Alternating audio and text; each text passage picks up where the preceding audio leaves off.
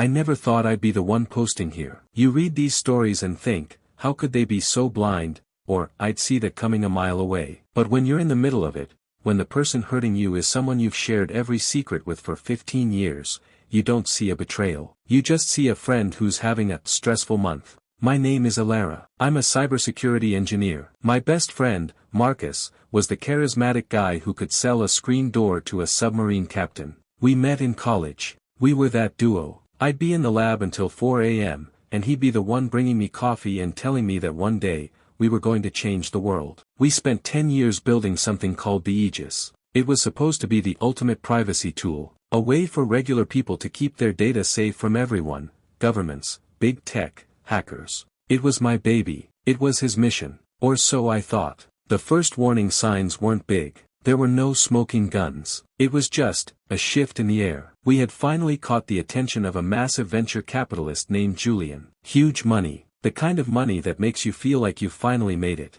Suddenly, Marcus was too busy for our Tuesday diner nights. Then, I noticed I couldn't log into our shared Slack channel one morning. Marcus told me it was just a glitch during a server migration. I believed him. Why wouldn't I? He was the guy who held my hair back when I was sick and cheered the loudest at my graduation. But then came the security protocols. Marcus told me that because of Julian's investment, we had to tighten things up. He needed to hold the master recovery keys. He said it was for insurance purposes. I'm the CEO, he told me, with that same easy smile he'd used for a decade. I handle the boring legal stuff so you can keep being a genius. Trust me, I said yes. I didn't know I was handing him the knife he'd used to cut me out of my own life. The breaking point happened on a rainy Tuesday. One of our interns, Sarah, a bright kid who reminded me of myself at 20, came to me looking like she'd seen a ghost. She'd found code in our core module that wasn't mine. It was a handshake that logged every user's metadata.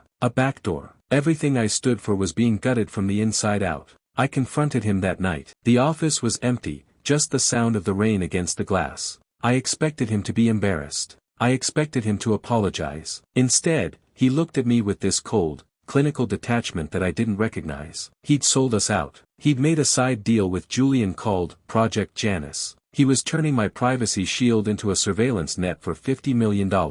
And the worst part, he'd already signed the papers that stripped me of my rights to the company. It's just business, Alara, he said. You were always too idealistic. You would have let us starve for a vision. I chose the money. Then he had security walk me out. In the rain. No laptop. No badge. Just 15 years of friendship evaporating in the time it took to walk to the elevators. The weeks that followed were the darkest of my life. I wasn't just broke, I was shattered. I felt like a fool. I'd lie awake wondering if he ever actually cared about our friendship, or if I was just a tool he was sharpening until it was ready to be sold. But here's the thing about people like Marcus. They think they're smarter than everyone else because they're willing to be cruel. But they're not smarter. They just have a different set of blind spots. I didn't go for revenge. I didn't try to sue him. I didn't have the money anyway. But I remembered a piece of legacy code I'd written in our first year. A loose brick in the foundation that I'd kept there as a fail-safe, long before I ever thought I'd need it. I didn't use it to destroy the company. I just used it to tell the truth. I set up a script that mirrored everything that Project Janus backdoor was doing and broadcast it to a public blockchain. If Marcus wanted to sell people's data,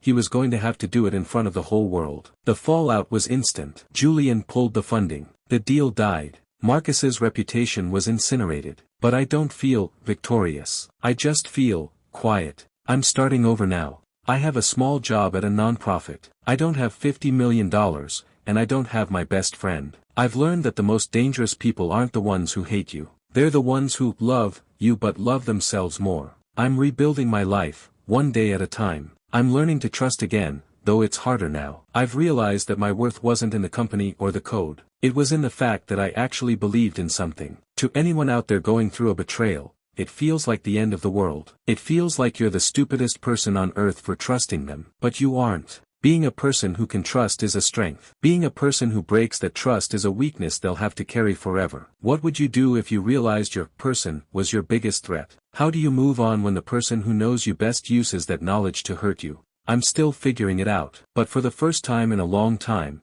I can sleep at night. My best friend and business partner of 15 years sold out our privacy tech startup behind my back for $50 million. I used a hidden failsafe to expose his corruption, losing my job but saving my integrity.